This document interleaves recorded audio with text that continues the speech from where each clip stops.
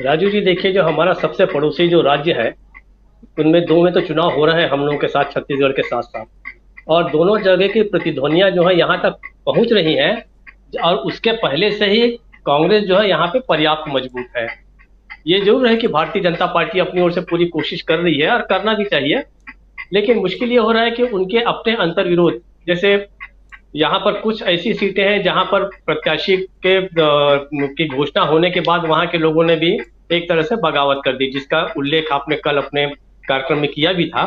तो जी। बगावत के जो कई तरह की कई जगह राज्यों में जो हम देख रहे हैं, उसका वो यहाँ पर भी है। अब देखना यह है कि भारतीय जनता पार्टी इससे कैसे पार पाती है। संभवतः कल जो है कांग्रेस की जो सूची है, वो नई दिल्ली से अप्रूवल के बाद जो है यहाँ पर शायद जारी हो जाएगी, ऐसी उम्मीद है। उसके बाद पिक्चर और क्लियर होगी। लेकिन छत्तीसगढ़ में कम से कम पिक्चर को क्लियर देखने के लिए बहुत ज्यादा रुकने की जरूरत नहीं है। यहाँ ये सभी लोग मान रहे हैं, और सर्वे में भी जो आ रहा है, किसी और राज्य के बारे में कोई भी शंका हो सकती है या कोई सीटें जो है कम ज्यादा हो सकती हैं। लेकिन छत्तीसगढ़ के बारे में सबकी राय तो यही है कि यह सरकार जो है वो रिपीट हो सकती है। अब देखना यह है कि वो कितने, कि भारतीय जनता पार्टी जो है कितनी सीटें ला सकती है, ये देखने वाली बात होगी। लेकिन ये बात जरूर है कि यहाँ पर भी मुद्दों का बड़ा अभाव है, चेहरों का अभाव है, जैसे हम पहले से कहते आ रहे हैं। लेकिन अब धीरे धीरे बीजेपी अगर संगठित होती है, किसी को आगे लाती है, देखने की बात होगी। लेकिन मुझे लगता है कि शायद दो तीन अंदर अंदर दोनों है, दोनों खेमे के लोग अपने अपने सारे प्रत्याशियों को उतार देंगे, उसके बाद और देखा जाएगा।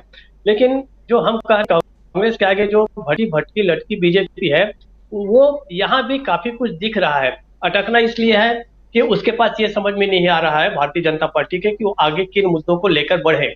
इसी कारण से ये जो मुद्दे उठाए जाते हैं कि भूपेश बघेल जो है वो कैंडी क्रश खेल रहे हैं या जो भी है, तो ठीक है, उसका अपना जवाब जो है वो भूपेश बघेल दे रहे हैं। उन्होंने तो कह दिया कि मैं सभी तरह के खेल खेलता हूँ और ये मेरा बड़ा फेवरेट खेल है, जो और मैं इस पे बहुत अच्छा स्कोर भी कर रहा हूँ। तो ये जो चीजें हैं। लेकिन देखिए, अब अगर कर्नाटक की बात, अब होता यह है कि इस तरीके की बातें जब आप उठाएंगे तो लोग उसका इतिहास खुद के सामने ले आएंगे।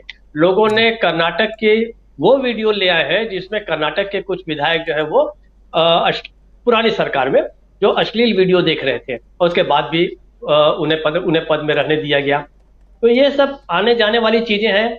जब तक सही मुद्दों पर जो है चुनाव यथार्थ की धरती पर नहीं उतरता, अभी बहुत कुछ कहना बहुत मुश्किल है। लेकिन भारतीय जनता पार्टी छत्तीसगढ़ में, इन पांचों राज्यों में जो सबसे कमजोर है, वो यही की यही मुझे दिखाई दे रही है।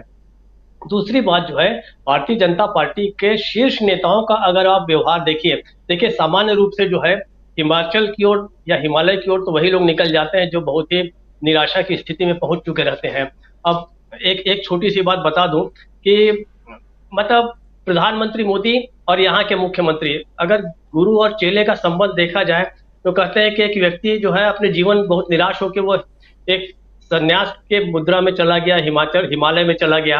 वहां पे उसको एक बहुत ही सिद्ध पुरुष मिले।